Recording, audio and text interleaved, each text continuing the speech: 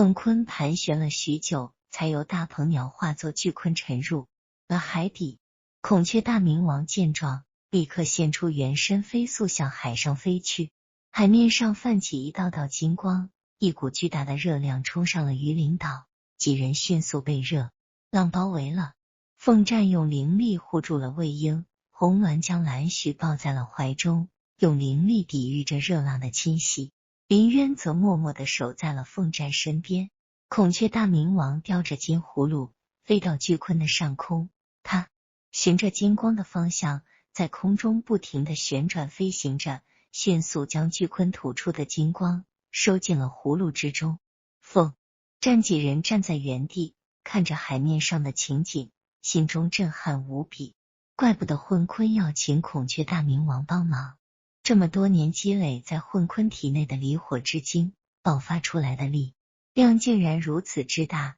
就连混鲲本人也操控不了离火之精的走向。今日若不是两位上古大神通力协作，孔雀大明王又法力无边，将混鲲吐出的离火之精完全收入法器之中，只怕整个鱼鳞岛都会化作焦土。离火之精的力量真的是太强大了，怪不得当年巫族那样忌惮石太子，怪不得神界无人能容得下魏婴。若石太子依然活着，若魏婴的金乌之身还在，只怕此时的神界将会是另一番景象。怪不得混鲲一直瞒着陆压道君，强自忍受离火之精的折磨这么多年，因为他知道离火之精一出，立刻就会有人猜到金乌尚存，到时后不仅混鲲，他们整个玄门都会被推到风口浪尖，只怕立刻就会有人跳出来指责他们玄门藏匿了金乌，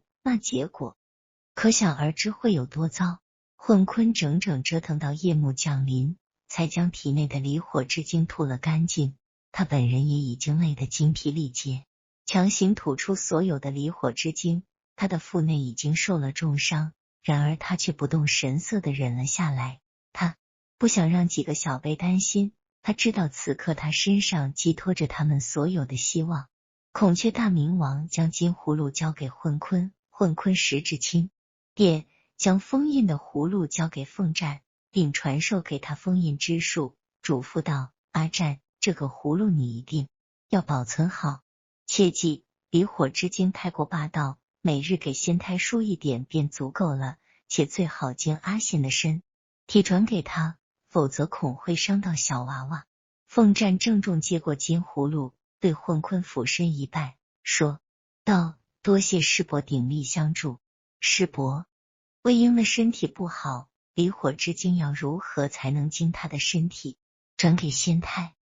凤战还未说完，便见混鲲不自在地咳嗽了一声，红鸾则不停地对凤战眨眼，林渊的面色也有些古怪。凤战还未琢磨出怎么回事，便听他师父孔雀大明王说道：你这孩子，都是当爹的人了，怎么还是如此不开窍？那些欢喜符你都白看了，洞房你都入过了，爹都当了，怎么还问这种问题？那双修之法难不成只是为了床子之欢的？凤战这才明白了他师父的意思，脸瞬间就红到了脖子根，低头说道：徒儿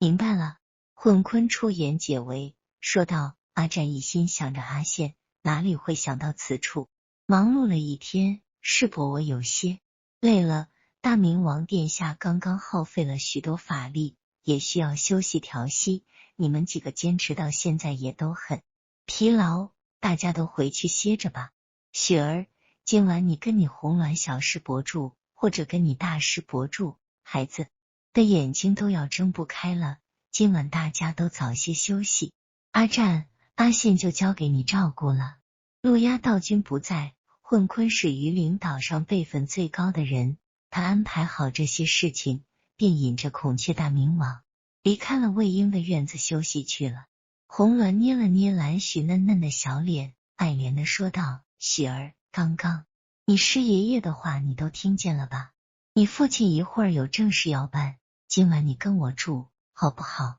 红鸾说完便对凤战挤了挤眼，凤战怜爱的看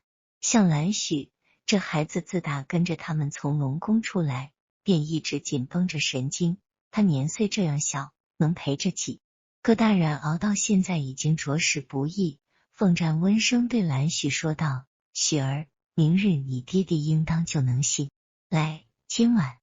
凤战有些不好意思地看向红鸾和林渊，轻嗨一声说道：今晚你先跟这两位师伯去休息，明日一早再来看爹爹。蓝许虽小，却已经能看出大人们的欲言又止。师爷爷刚刚说过，要父亲帮爹爹将精气都给弟弟，他在这里，父亲想必不能集中精神。蓝许懂事地点了点头，说道：父亲，那我先去师伯的院子了，您照顾爹爹辛苦了，也要顾及身体，不要太劳累。蓝许的话自然只是字面的意思，但听在几个大人耳朵里就不单单是字面的意思了。红鸾连忙配合着点头，对对对，我们雪儿说的很对。阿战啊，你那个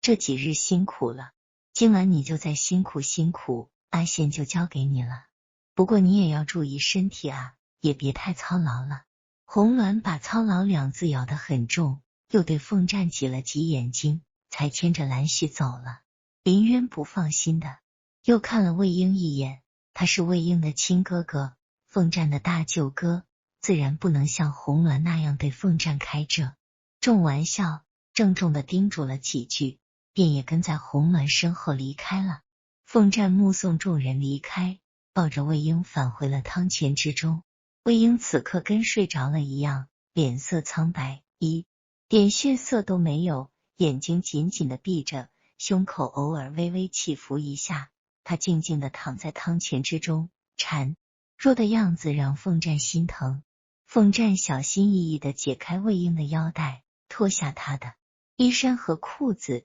只留一件内衣，堪堪能遮住上半身，又三两下脱掉自己身上的衣服，抱着魏婴分开他的双腿，让他坐在了自己身上，两人的身体紧紧的贴在了一起。此情此景，凤战心里却分毫旖旎的思绪都没有。魏婴并未情动，后面那处紧致异常，凤战无法，只得借着水流轻轻抚摸按压，试图让他放松下来。魏婴无知无觉，凤战费了九牛二虎之力，方才能让那里容下自己的一根手指，这与他的尺寸显然差距太大，凤战怕伤了魏婴，根本不敢贸然进入。